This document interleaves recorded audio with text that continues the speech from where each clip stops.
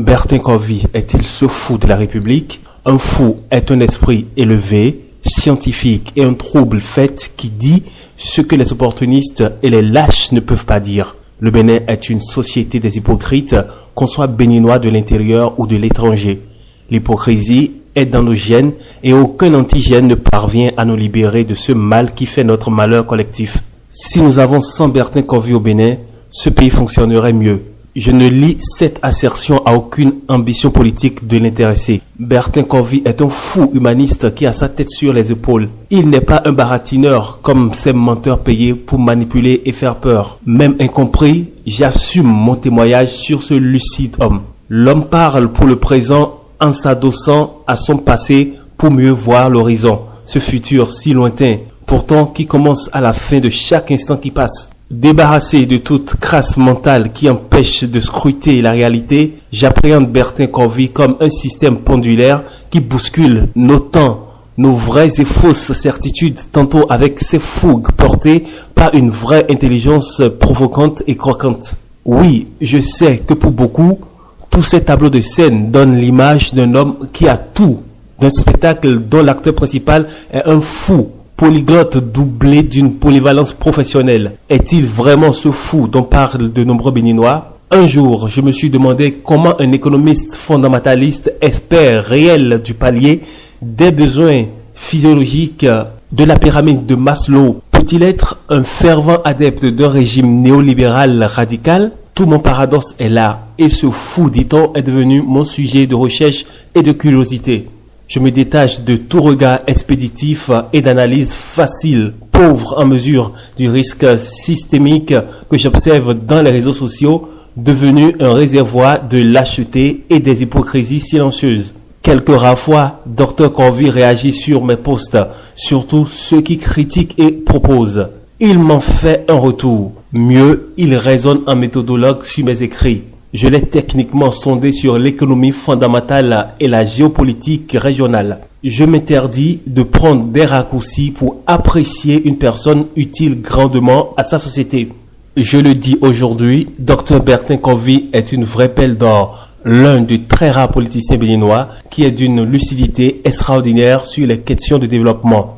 C'est pour la première fois que je parle de ce monsieur et pour moi, il est un grand intellectuel et un grand monsieur assimilable à un Albert Camus national. Et chaque fois que je médite sur ces vidéos et écrits, j'y découvre de la valeur ajoutée. Nous sommes un pays de gaspillage de talent.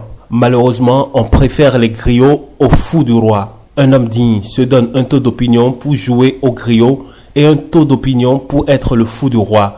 Bertin Covy a la vérité dans ses gènes et il lui est difficile d'être un parolier de couvent. Covy, c'est ce que vous avez de plus que beaucoup en tactique communicationnelle. Aucun peuple ne s'accommode d'un concept creux, de mangeoire comme la normocommunication. Vous êtes élu ou nommé pour communier avec votre peuple par la communication discursive comportementale. Refuser la communication, c'est promouvoir un état de persécution. Nous y sommes. J'échange avec Dr Covy depuis plus d'une dizaine d'années sans jamais le croiser physiquement. Nous discutons Bénin, Béninois, développement.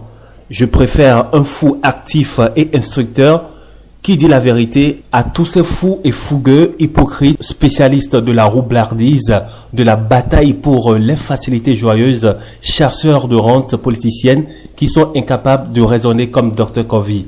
Bénin avec B majuscule devient un pays Bénin avec B minuscule du fait de nos bénis oui.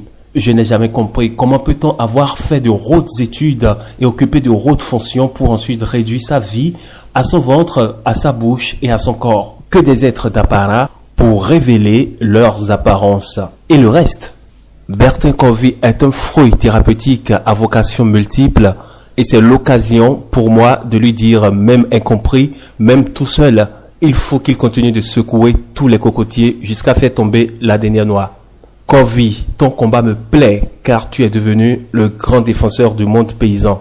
Un dénonciateur infatigable des gâchis économiques et un opposant d'une gouvernance sans idéologie, formalisée et sans projet de société.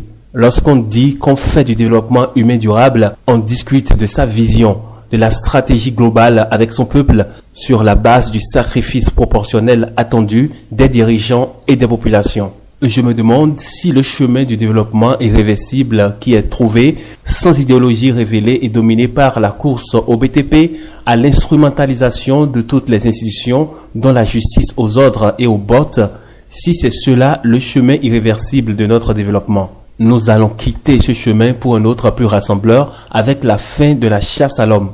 Comment peut-on parler de stabilité d'un pays là où prospère l'insémination de la peur, le blanchiment politique des crimes et surtout économiques et des Béninois abusivement emprisonnés et d'autres contraints à l'exil? Je ne peux pas me contenter des valeurs paysagères des villes qui ne traitent à peine que 20% de la misère des habitants. Le mieux-être est où? Aucun peuple ne vit de peur et de mythes. Dr Corvie, poursuivez inlassablement votre chemin. Vous ne faites pas partie des vrais fous et fougueux enlisés dans la boue de la tricherie systémique. Votre lucidité compte pour les honnêtes gens qui n'ont pas droit à la parole et vivent dans leur propre pays comme des exilés. Ayant animé l'école de la nouvelle conscience, j'ai vu les gens hier et je suis en train de les voir grands défenseurs du néolibéralisme radical. Je voyais venir et j'ai fini par comprendre ce qu'achait chaque agenda opportuniste et complotiste. Avec mes encouragements, Dr Simon Narcisse Tombetti, institutionnaliste de réforme publique, expert éducateur en citoyenneté et sécurité humaine.